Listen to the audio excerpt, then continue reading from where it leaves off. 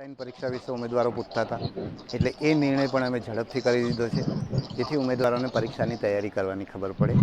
આ મેં કર્યો છે, આ રીતે વિચાર કરીને કર્યો છે કે ઓનલાઈન પરીક્ષા અને ઓફલાઈન પરીક્ષા બંને પરીક્ષામાં સલામતીની ઘણી બધી ધ્યાન રાખવાનું હોય છે. એટલે કોઈ એવું માનતું હોય કે ઓનલાઈન પરીક્ષા બહુ સલામત છે ને ઓફલાઈન પરીક્ષા સલામત નથી, તો એવું નથી. ઓનલાઈન પરીક્ષાની અંદર પણ ઘણી બધી કાળજી રાખવાની હોય છે, અને ભૂતકાળની અંદર ગુજરાતમાં એવી ઘટનાઓ આપણે ત્યાં બનેલી છે, અન્ય રાજ્યોમાં પણ બનેલી છે, એટલે એ પણ બહુ કાળજી માગી લે છે. એટલું જ નહીં, પરીક્ષા કેન્દ્રોમાં, ઓફલાઈન પરીક્ષા કેન્દ્રમાં સરકારી તંત્ર એમાં કામે લાગેલું હોય છે, અને અમને એ સરકારી તંત્ર પર વધારે ભરોસો છે. જ્યારે ઓનલાઈન પરીક્ષાની અંદર એ આપણે કોઈ કંપનીને આપીએ છીએ, જેમાં સરકારની ભૂમિકા ઓછી રહેતી હોય છે. બીજું, લાંબા સમય સુધી એ પરીક્ષા ચાલતી હોય છે. લાંબા સમય સુધી એની પરીક્ષા કેન્દ્ર પર પણ સલામતી રાખવી વધારે મુશ્કેલ થાય છે, એવી મારી સમજ છે.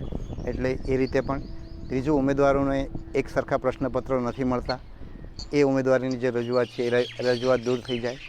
ચોથું, ઓનલાઈન પરીક્ષાઓ પણ સારી રીતે JEE બધી પરીક્ષાઓ લેવાતી હોય છે, પણ એના જે પ્રશ્નપત્રની ગુણવત્તા માટે એમણે જે માળખું આખું એમણે જે તૈયાર કર્યું હશે, મેં એ બધાનો અભ્યાસ કર્યો છે, એટલે એવું માળખું અત્યારે આપણી પાસે ઉપલબ્ધ નથી.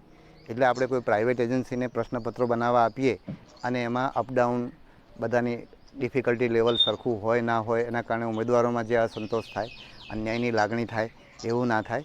બધાને સરખી તક મળે, અને જે પ્રશ્નપત્ર છે એ પણ સારી ગુણવત્તાનું પ્રશ્નપત્ર હોય, એટલે સરકારની અંદર જે ભરતી પણ થાય એ સારા ઉમેદવારોની ભરતી થાય. અત્યારે હું લોકરક્ષક અને PSIના ઉમેદવારો જોઉં છું કે એ લોકોનું જે મને જ્યારે એમની સાથે ક્યાંક ને ક્યાંક મળવાનું થાય છે, તો મને લાગે છે કે જે બંને ભરતી બોર્ડે ગયા વખતે જે પ્રયત્ન કર્યો છે, એના કારણે સારા ઉમેદવારો પસંદ થયા છે. એટલે ગુણવત્તાની દૃષ્ટિએ પણ અમે એવું ઈચ્છીએ કે સારા પ્રશ્નપત્ર નીકળે અને સારી ગુણવત્તાના ઉમેદવારો ભરતી થાય, અને ગુજરાતને સારા પોલીસ અધિકારીઓ મળે. તો એ દૃષ્ટિએ પણ અમે ઓનલાઈન ઓફલાઈનને આ રીતે જોયું છે.